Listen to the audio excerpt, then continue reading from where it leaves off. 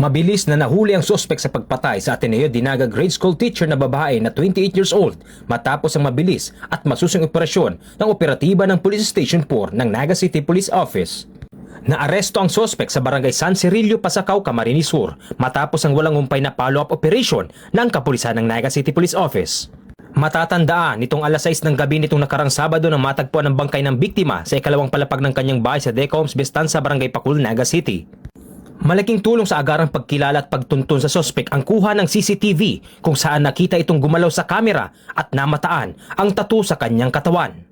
Patuloy pa rin ang isinasagawang investigasyon upang matukoy ang buong motibo ng krimen at maharap sa kasong robbery and homicide at patong-patong na kaso ang sospek.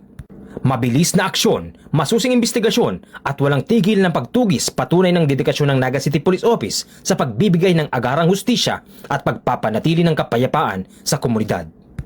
Mula sa Naga City Police Office, ako po si Police Corporal Carlo D. Mariano, nag-uulat para sa Police News Network. Bagong PNP para sa bagong Pilipinas, serbisyong mabilis, tapat at nararamdaman.